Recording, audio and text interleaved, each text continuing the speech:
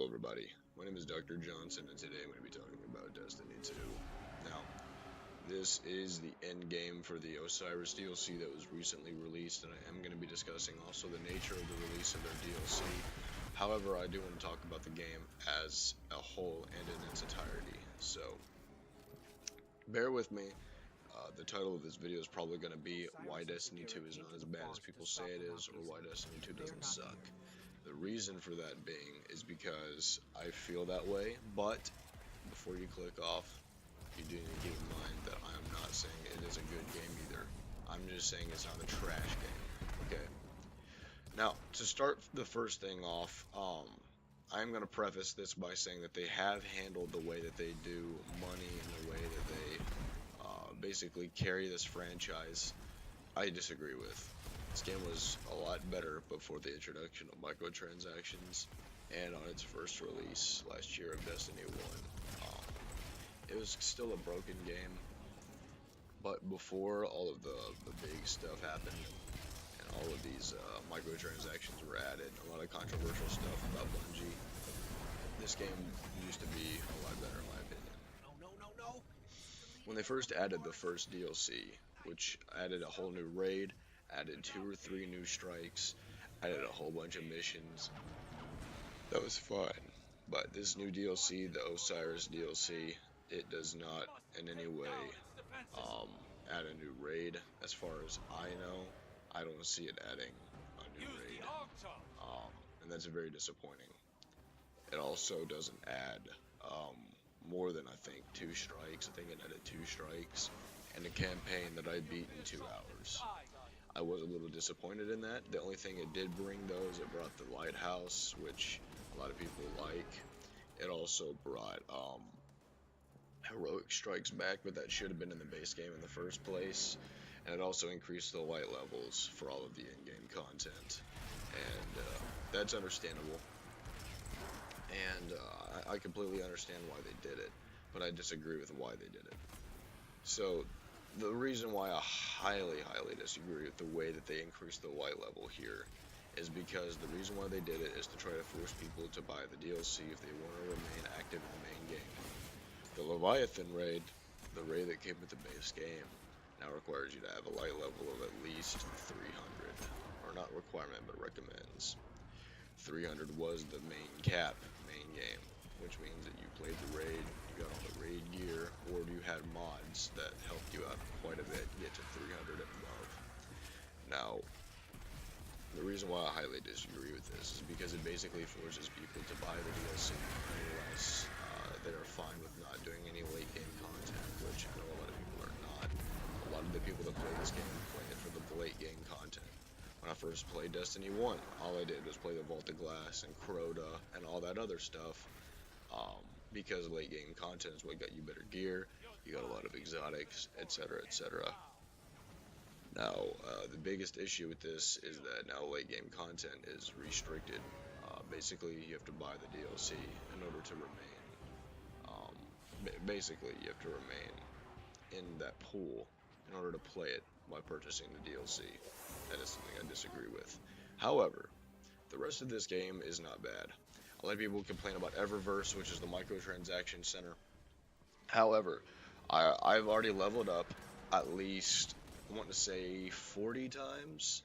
I've got a level 25, plus I've probably gotten 15 more bright engrams after that from leveling up. After you hit level 20, I believe, you start getting bright engrams every time you level up, which means that every time you level up from doing activities, you get a bright engram that has at least a shader, at least one cosmetic item, as well as at least one emote. I think that's what I generally have seen as a trend from me getting these Eververse bright engrams. Now, the biggest thing you need to understand about this, though, is that even though I've not purchased a single thing. I already have 4 exotic weapon skins, almost every shader in the entire game. I have a lot of items and stuff that are cosmetic, and most specifically the tokens that you can use to increase the likelihood of loot. They're called Fire Team medallions. I have like 30 of those things because of how many engrams I've opened up and gotten bright dust from. So the biggest thing to understand is that you are not required to essentially buy anything from Eververse. If you play the game enough and you farm Fireteam medallions, you could probably get one bright engram per hour, I would say, and that's a lot of cosmetic items. We're talking if you played on a bench for about 6 hours, that's 24 cosmetic items that you could get, including shaders, exotic weapon ornaments, etc., etc. And that's actually quite surprisingly high. And if you're one of those people that you can do a 12-hour stretch, that is 48 cosmetic items. And that's if you don't do Fireteam medallions. With Fireteam medallions activated, I think you can do it in about 45 minutes. I think it's a 20%, 25% increased XP gain, something like that. And that's insane. So the people that are really complaining about Eververse are the people that don't play in game, and that's understandable. If if you don't want to grind out this game all day long, then that's fine. But that's what this game is made for. This game is a game that was made for people to grind on. That is the main purpose of this game. Bungie made this game specifically in mind because all of its loot systems are based on RNG, just like World of Warcraft and a lot of other similar MMORPGs or RPGs. A lot of it is basically RNG about your loot. And that's very common.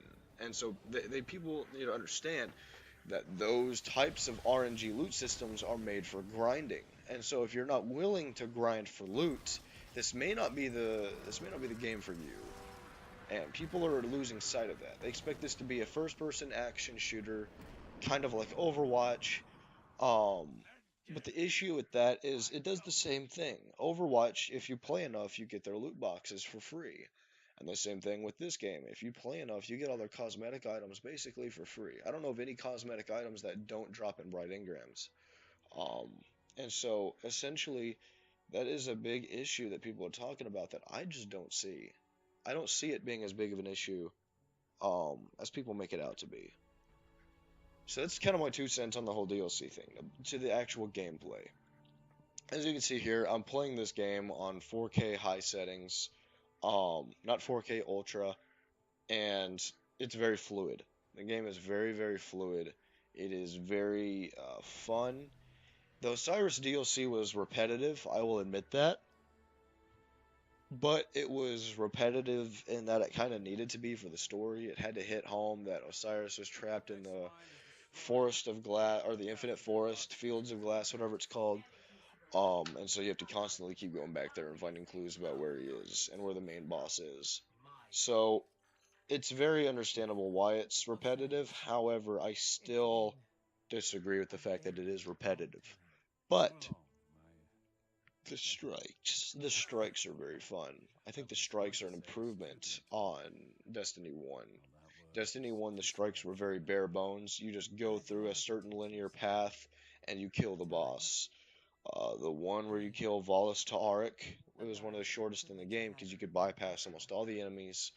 You just killed a few people in a room, advanced forward, killed a tank, and then go to him with a Yowler horn, down him in about 10 seconds, and then the strike is over. This game makes you work much, much more for your rewards in the end game. However, it seems to be more rewarding.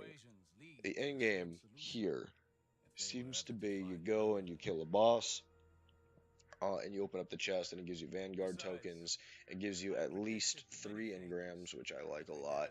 And if you use a Vanguard, or sorry, not a Vanguard, a Fire Team medallion, your Fire Team medallion gives you, I think, if I read my research correctly, it gives you a 30% increased chance of legendary engrams and a 15% chance of increased amounts of exotic engrams out of each chest. I could be wrong, but I'm almost certain that that's what those statistics are. So, the Fire Team Medallion is a very good addition to this game. It basically makes it so that if you are invested in Eververse or you sell your cosmetic items, you can then refund them and get actual in-game items from that.